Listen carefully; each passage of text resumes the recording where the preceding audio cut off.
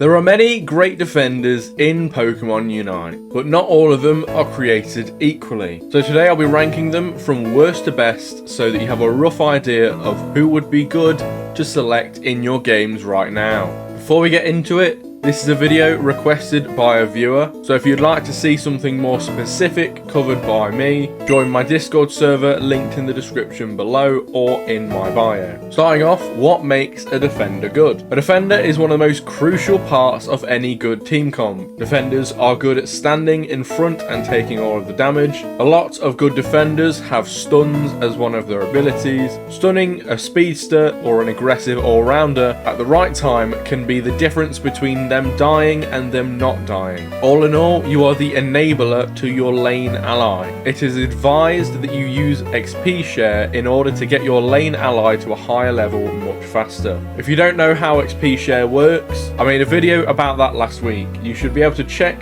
the eye icon in the top of the screen now. But getting right into it, the worst defender in the game right now is without a doubt Goodra. Goodra can be good in the lower ranks because it's hard for new players to understand how to deal with its high bulk.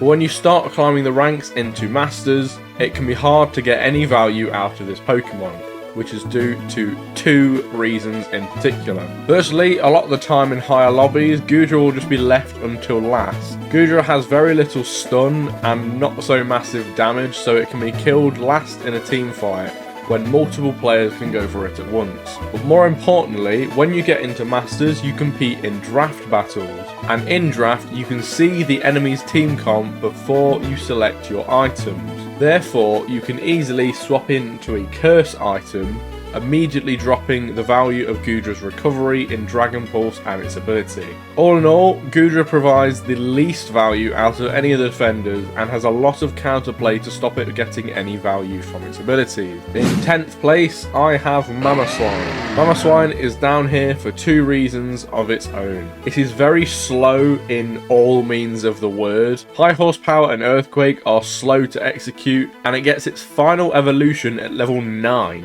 which I honestly feel is too high for a Pokemon this week. Also, the main utility of Ice Fang seems to be cancelled more times than it gets used, and so it's only really a slow tank that takes too long to evolve in the end. In 9th place is Crustle. With a coordinated team, Rock Tomb can be quite a great move in cutting off the enemy Pokemon that's trying to dive your team, or trapping in a Pokemon that's trying to run away. Plus, Shell Smash and X-Scissor can do a surprising amount of damage. It's an alright Pokemon, but there's just better defenders in my opinion. Next up is not Greedent, it's instead Lapras. Overall, Lapras I reckon is just a bit more consistent than Mamoswine and Crustle. Bubble Beam is a much better and more consistent move than Earthquake on Mamoswine or its high horsepower, and the Unite move is much better as well. Lapras also has a lot more survivability with its ability and boosted attack, and so it's good at surviving like Goodra, has decent damage like Crustle, and has better stuns than Mamoswine. Overall, a very solid and underrated defender in my opinion that just needs a little bit more to be as good as the other defenders. Jack of all trades, master of none. At number 7, I finally have Greedent.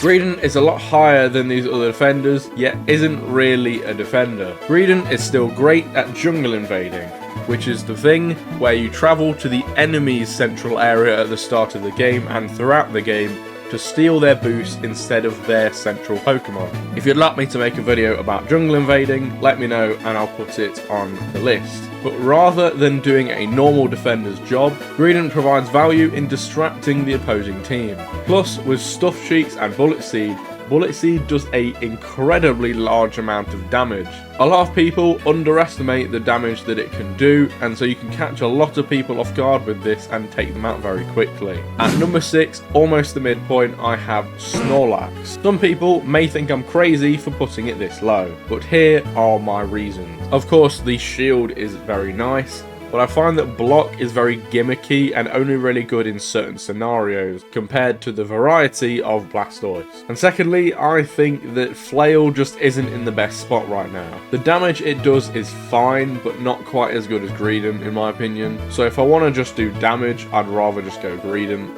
and then Jungle Invade, leaving it with just Heavy Slam and Yawn. Those two moves are great, and so it bumps it up for Snorlax for me, but of course not quite as good as these other defenders I'm about to go through. Number 5 for me is Blastoise. There are two reasons why I give the edge to Blastoise rather than Snorlax. The first being that the Unite move provides a lot more value than Snorlax's. Being able to secure with it, along with the big stun and the ability to move it with a eject button, gives it a lot more value during a team fight. The second, I think it works a lot better at general damage.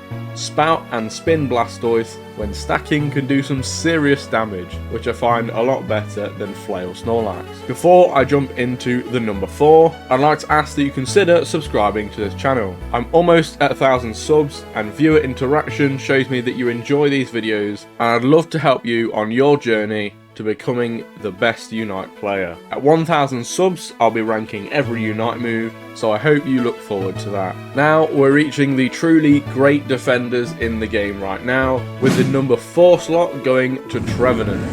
Trevenant is the most versatile of all the defenders, pretty much being able to run almost any combination of its moves right now. Of course, Wood Hammer and Horn Leech is probably the best combination currently, but Curse Pain Split and even Wood Hammer Pain Split are viable options. Pain Split is very hard for a lot of players to deal with, along with other moves and its Unite move providing valuable stun, making it overall better than Blastoise in my opinion. Now for the top 3. Before I reveal the top 3,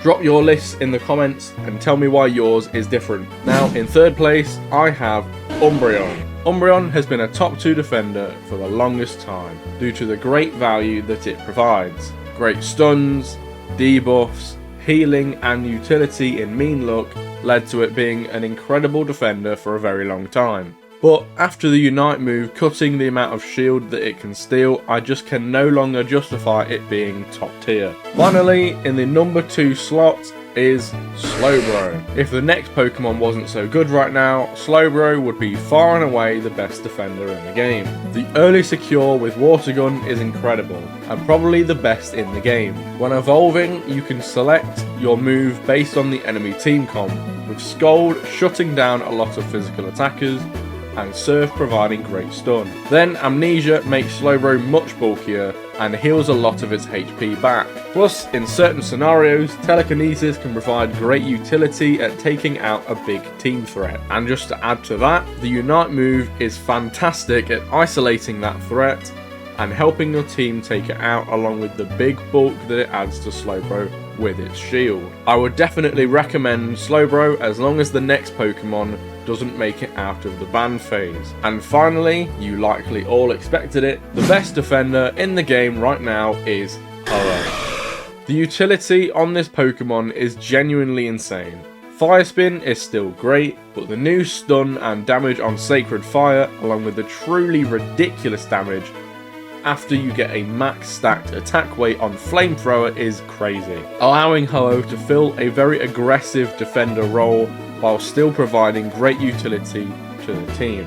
And of course, I can't skip over the Unite move. Being able to lose a team fight and bringing back the whole team to then take out a then weakened enemy team is a kind of utility no other Pokemon has. Ban it unless you have someone that is willing to play it on your team. And I cannot wait to see what happens with this Pokemon in the World Championships later this month. Thank you so much for watching to the end. If you want to know how I'd rank all the other Pokemon in the game, my tier list is on screen for you now, along with all my other guides that I've made to make you the best Unite player there is. Have a good one, and I'll see you in the next video.